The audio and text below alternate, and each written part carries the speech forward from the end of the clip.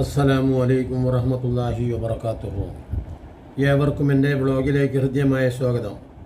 ആദ്യമായി വീഡിയോ കാണുന്നവർ തുടർന്നും വീഡിയോ ലഭിക്കാൻ സബ്സ്ക്രൈബ് ചെയ്ത് ബെൽ ബട്ടൺ അമർത്തി ആളമർത്തുക. വീഡിയോ ഇഷ്ടമായാൽ ലൈക്കും ഷെയറും കമൻറ്റും ചെയ്യുക. ഞാൻ ഇന്ന് പറയുന്നത് കാമുകിയോടൊപ്പം ചാടി സ്വന്തം കുഞ്ഞുമായിട്ട് പിന്നീട് കൽക്കത്തയിൽ വെച്ച് പിടിയിലായ മുഹമ്മദ് സഫീർ ഇപ്പോൾ കേരളത്തിലെ ജയിലിൽ കിടക്കുകയാണ്. യഥാർത്ഥത്തിൽ ആലോചിച്ച് നോക്കൂ, എന്തെല്ലാം സ്വപ്നങ്ങളാണ് എഴുതിയിരുന്നത്. ആ സ്വപ്നങ്ങളൊക്കെ തലകീഴായി മറിയുകയാണ് യഥാർത്ഥത്തിൽ ചെയ്തത്.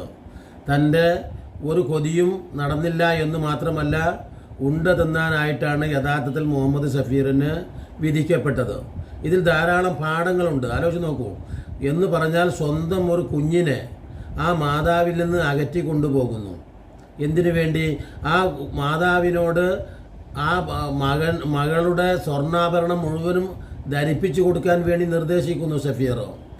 അപ്പോഴൊന്നും തന്നെ ആ ഭാര്യ അത് വിശ്വസിക്കുന്നു. സ്വാഭാവികമായിട്ടും അയാളുടെ അച്ഛനും അമ്മയും എന്ന് പറഞ്ഞാൽ ഉപ്പയും ഉമ്മയും ആ വീട്ടിലുണ്ട്. അവരൊക്കെ തന്നെ അത് വിശ്വസിക്കുന്നു. കാരണം സംശയങ്ങൾക്ക് അവൻ വ്യക്തമായ മറുപടി കൊടുക്കുന്നുണ്ട്.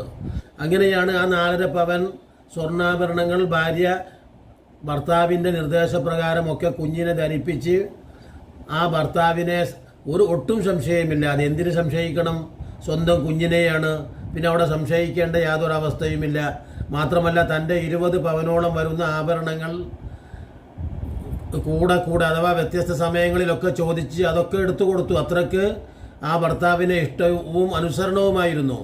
ഒട്ടനേകം ഈ സ്വർണങ്ങൾ കൊടുക്കുമ്പോഴൊന്നും തന്നെ തൻ്റെ പ്രിയപ്പെട്ട ഭാര്യ തൻ്റെ മാതാപിതാക്കളോടോ അല്ലെങ്കിൽ ഭർത്താവിൻ്റെ മാതാപിതാക്കളോട് പോലും ആ വിവരങ്ങൾ പറഞ്ഞിട്ടില്ല. അങ്ങനെയാണ് ഒരു ആത്മാർത്ഥ സ്നേഹനിധിയായ ഭാര്യ അങ്ങനെ തന്നെയാണ് ചെയ്യുക. കാരണം സ്വാഭാവികമായ രീതിയിൽ അവളുടെ മാതാപിതാക്കളോട് ചോദിച്ചാൽ, അവൻ്റെ മാതാപിതാക്കളോട് ചോദിച്ചാൽ, അല്ലെങ്കിൽ അവളുടെ സുഹൃത്തുക്കളോട് ആരോട് ചോദിച്ചാലും ഒരിക്കലും ഇനി നീ കൊടുത്തു പോകരുത് എന്ന് തന്നെയാണ് സ്വാഭാവികമായ രീതിയിൽ ആ ഭാര്യയ്ക്ക് കിട്ടുന്ന മറുപടി. പക്ഷേ അതിന് ആ ഭാര്യ വേറെ ഒരാളോടും അതിനെക്കുറിച്ച് ചോദിക്കാതെ, അഥവാ തൻ്റെ ഹൃദയമാണ് ചോദിച്ചാൽ പോലും അത് എടുത്തു കൊടുക്കുമാറുള്ള ആ സ്നേഹം, ആ വിശ്വാസം, അതൊരു വലിയ സംഗതിയാണ്.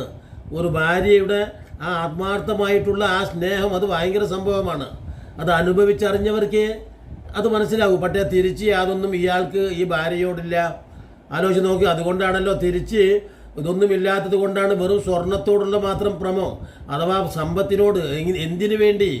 സ്വാഭാവികമായിട്ടും ചില ആളുകൾക്കൊക്കെ സമ്പത്തിനോടും മറ്റു ഒരവസ്ഥയോടൊക്കെ പ്രേമമുണ്ടാവും. എന്തിനു വേണ്ടി? താൻ സമൂഹത്തിൽ ഒരു വലിയവനായി തീരാൻ വേണ്ടിയുള്ള ആഗ്രഹത്തിൻ്റെ പേരിൽ, അതല്ലെങ്കിൽ ബുദ്ധിമുട്ടിൻ്റെ പേരിൽ, അല്ലെങ്കിൽ തൻ്റെ ലക്ഷ്യപ്രാപ്തിക്ക് വേണ്ടി. അങ്ങനെയൊക്കെ കുറേ സമ്പത്തുണ്ടാവണമേ എന്ന ഒരാഗ്രഹം മനുഷ്യർക്ക് സ്വാഭാവികമായിട്ടും എല്ലാവർക്കുമുണ്ട്. അഥവാ എല്ലാ മേഖലയിലും മനുഷ്യരെ സംബന്ധിച്ച് അള്ളാഹുവിൻ്റെ റസൂൽ പറയുന്ന ഒരു സംഭവമുണ്ട്.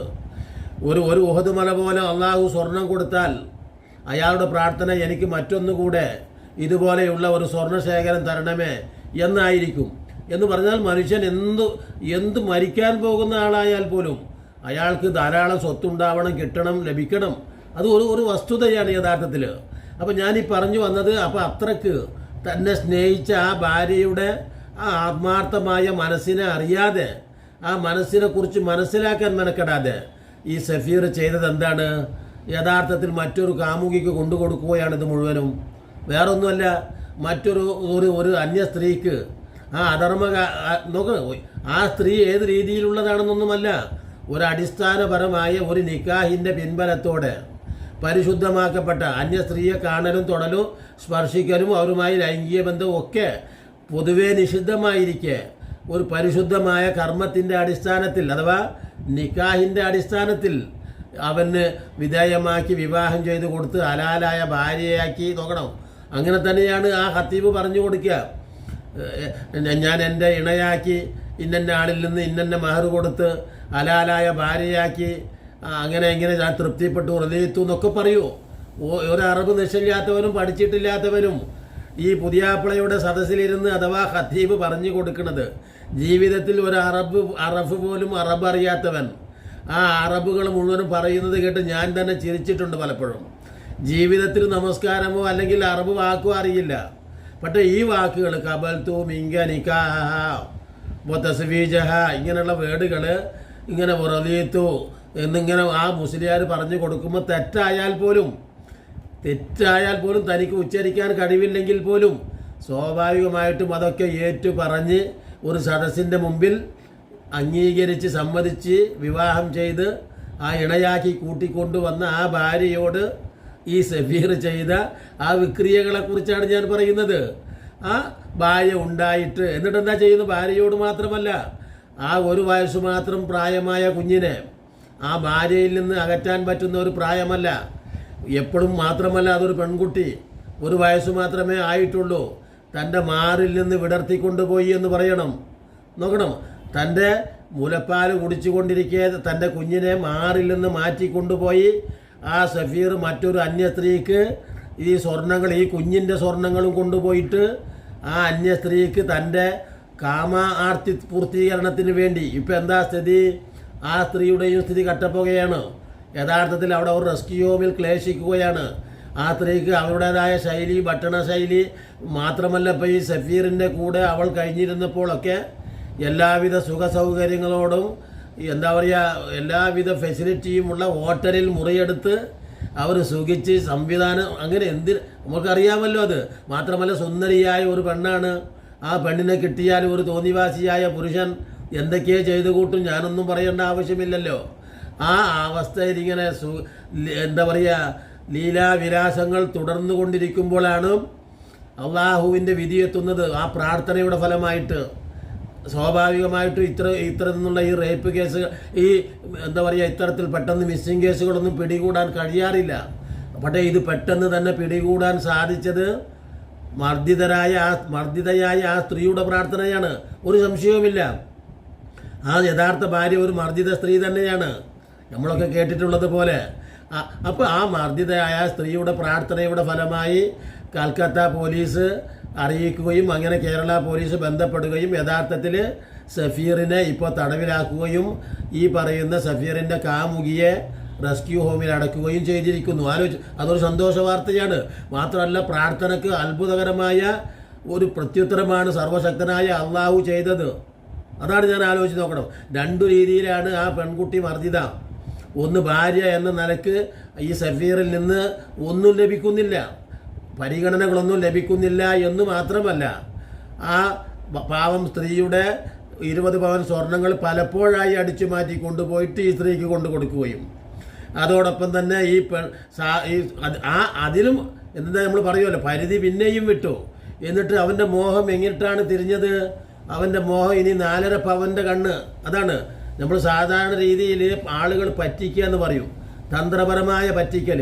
20 പവനും കഴിഞ്ഞതിന് ശേഷം പെട്ടെന്നൊരു ബുദ്ധി, ഇനി എന്താണ് ചെയ്യേണ്ടത്? അപ്പോഴാണ് 4.5 പവനോളം വരുന്ന സ്വർണം സ്വന്തം കുഞ്ഞായ ഈ 4 വയസ്സുകാരിയുടെ ശരീരത്തിൽ, 1 വയസ്സുകാരിയായ മകളുടെ ശരീരത്തിലുണ്ടല്ലോ.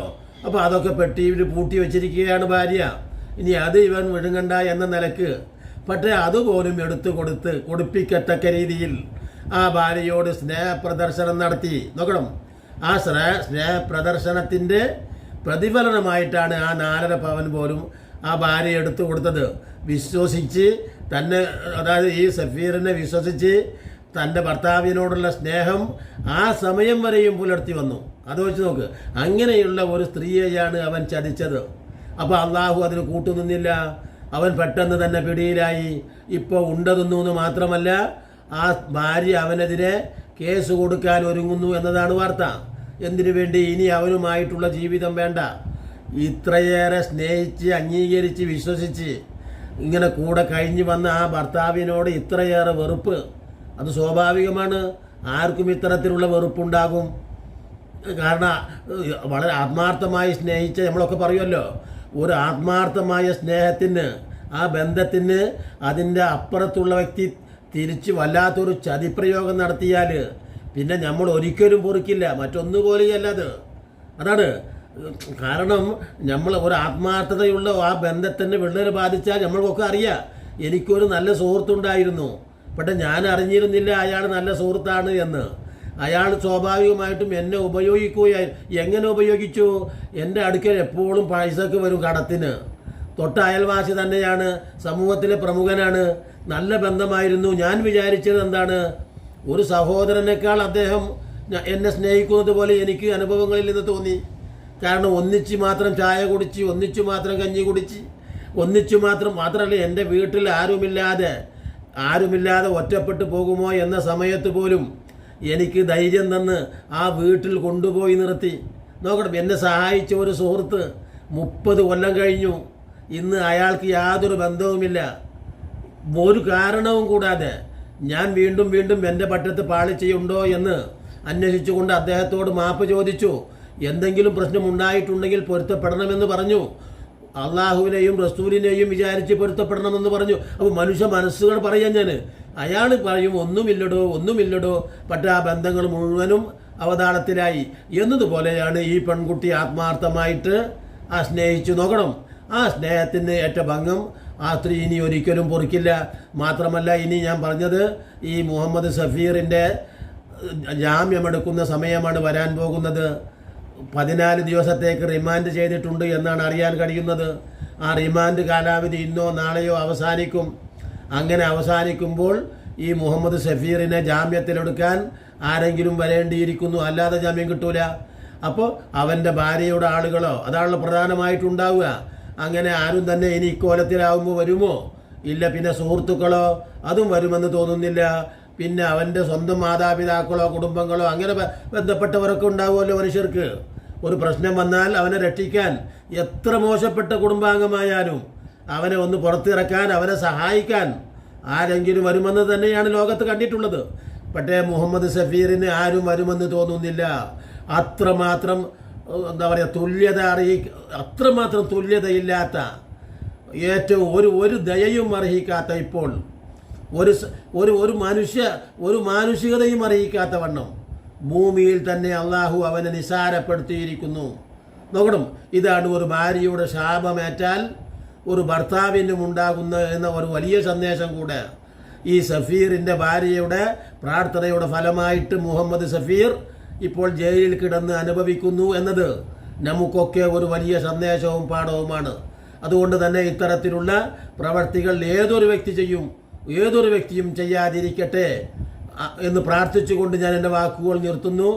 ഇനിയും മുഹമ്മദ് സഫീറിൻ്റെ പുതിയ അപ്ഡേറ്റുകൾ വരുന്ന മുറക്ക് ഞാൻ നിങ്ങളുമായി പങ്കുവെക്കുന്നതാണെന്ന് പറഞ്ഞുകൊണ്ട് ഇനിയും നല്ല വീഡിയോകളുമായി നിങ്ങളെ കണ്ടുമുട്ടുന്നത് വരെ നിങ്ങൾക്ക് നന്ദി.